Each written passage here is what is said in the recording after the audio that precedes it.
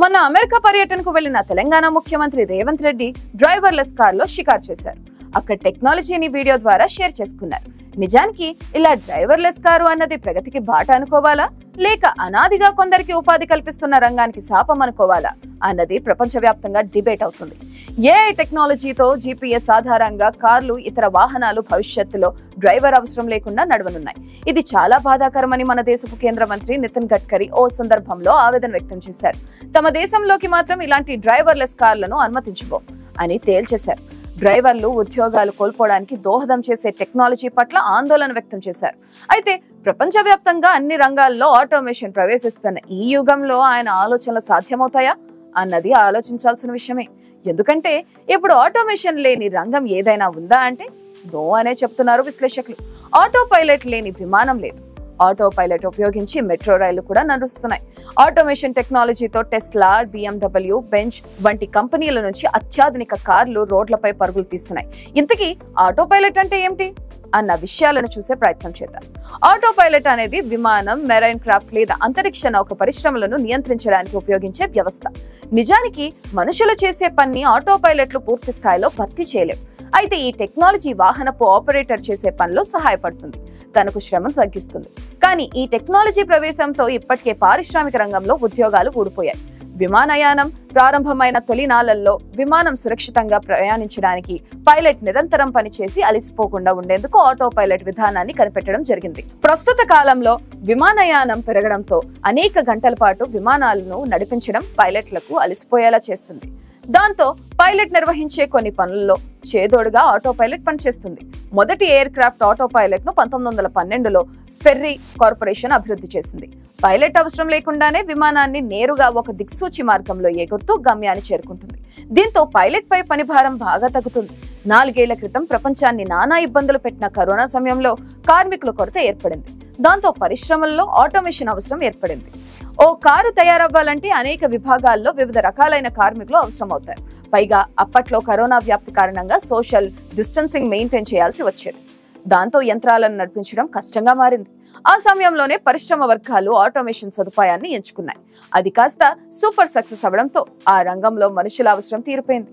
Corona ఉపశమనం తర్వాత కూడా రోబోలదే రాజ్యం నడుస్తుంది. మనుషులు చేయలేని పని స్థలాల్లో కూడా రోబోలు పనిచేస్తాయి. పైగా వాటికి హక్కులు, పనిలో అలసట లాంటివి ఉండవు.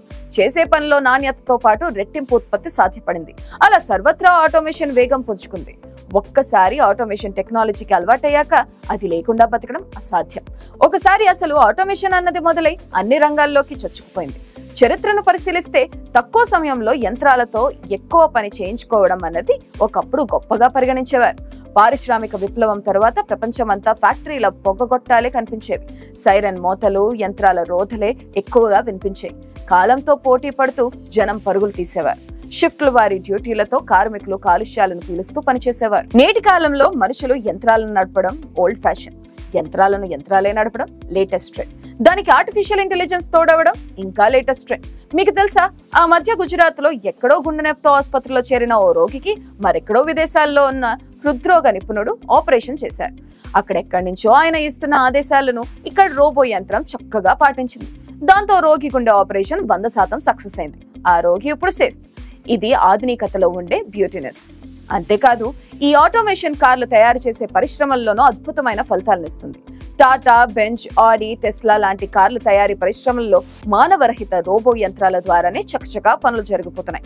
వాటికి మనుషులకు కల్పించే సౌకర్యాలు అవసరం లేదు. రాత్రింబవలు పనిచేస్తుంటాయి. మహా అయితే క్రియేటివిటీ, క్వాలిటీ కోసం ఓ 20% మంది మాత్రమే యంత్రాలతో కలిసి పనిచేస్తుంటారు. చూస్తుండగానే తయారయ్యే కార్లు ఏకంగా కంటైనర్లలో లోడ్ అయ్యి అమ్మకానికి రెడీ అవుతున్నాయి. ఇప్పుడు ఆ కంటైనర్లు కూడా డ్రైవర్లెస్ లారీల్లోనే రైమంటూ ఎక్స్ప్రెస్ హైవేలపై గంటకు 150 కిలోమీటర్ల వేగంతో మార్కెట్ వైపు దూసుకుపోతున్నాయి.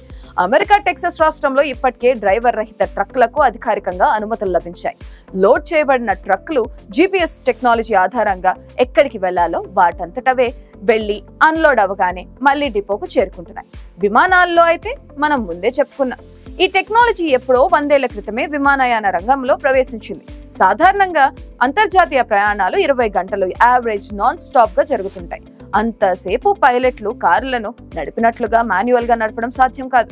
ఒకే వేగంతో ఒకే దారిలో వెళ్ళగలిగే అనుకూల పరిస్థితులు ఉన్నప్పుడు ఆటో పైలట్ మోడ్ లో పెట్టి పైలట్లు హాయిగా నిద్రపోతున్నారు. ఈ లెక్కన రేపటి కాలంలో ప్యాసింజర్ ప్లేన్ లో పైలట్ అవసరం కూడా తీరిపోనుందా అంటే అవునని అంటున్నారు విశ్లేషకులు.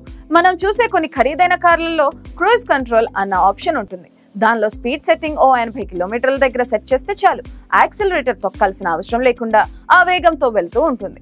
కేవలం స్టీరింగ్ పై చేతులు వేసి ఉంచితే చాలు, బుద్ధిగా గమ్యాన్ని చేరుకుంటుంది. ఇది ఎలాన్ మస్క్ కంపెనీ టెస్లా కారులో మనం ఎప్పుడో చూసాం. అయితే కొన్నిసార్లు ఈ టెక్నాలజీ స్క్రాంబుల్ అవ్వడం కూడా జరిగింది. కారులోని స్కానర్లు ఆకాశంలోని చుక్కల కాంతిని చీకట్లో దూరంగా ఉండే లైట్ల కాంతుల వల్ల అయోమయానికి లోనైన సందర్భంగా ప్రమాదాలు జరిగాయి. అందుకే ఇప్పుడు పూర్తిగా డ్రైవర్లెస్ టెక్నాలజీపై ఆధారపడకూడదని అంటున్నారు. అందుకే కార్ల విషయంలో సూపర్ సక్సెస్ అని అనుకోలేకపోతున్నారు నిపుణులు. ఇంజిన్ డ్రైవర్ అవసరం లేని రైళ్లు కూడా మన దేశంలో ఇప్పటికే నడుస్తున్నాయి. ప్రత్యేకంగా రూపొందించిన సాఫ్ట్వేర్ లో ముందే ప్రోగ్రామింగ్ రాసి పెడతారు. సెన్సార్, జీపీఎస్ ఆధారిత వ్యవస్థలతో సమన్వయం చేసుకుంటూ సదరు సాఫ్ట్వేర్ చక్కగా రైలు నడిపిస్తుండడం ముచ్చట గలుపుతుంది. ఎక్కడ ఆపాలో, ఎక్కడ రైలు ఖచ్చితమైన టైం మెయింటైన్ చేస్తూ నిలిచిపోతుంది. నియమిత సమయం తరువాత దానంతటా అదే మళ్లీ బయలుదేరుతుంది. అంటే కార్లు, బస్సులు, ట్రక్లు, రైల్లో డ్రైవర్లు మాయమయ్యే రోజులు వచ్చేసాయన్నమాట. అయితే ఒకటి మాత్రం నిజం, ఎన్ని విధాలుగా చూసినా ఈ సౌకర్యాలు తాత్కాలికం మాత్రమే, శాశ్వతం కావు. వీటి వల్ల మనుషుల ఉపాధి దూరం అవుతుంది. యంత్రాలు మనుషుల్లా మనసు పెట్టి ఆలోచించలేవు. వాటికి ఎలా ప్రోగ్రామ్ చేస్తే అలాగే అవి పనిచేస్తాయి. అంతకు మించిన క్రియేటివిటీ వాటికి సాధ్యపడవు. కానీ మనిషి ఆలోచనలు అనంతం. నిరంతరం కొత్తదనం గురించి ఆలోచించే మనిషి మెదడులో యంత్రాలు పోటీ పడవని అంటున్నారు విశ్లేషకులు.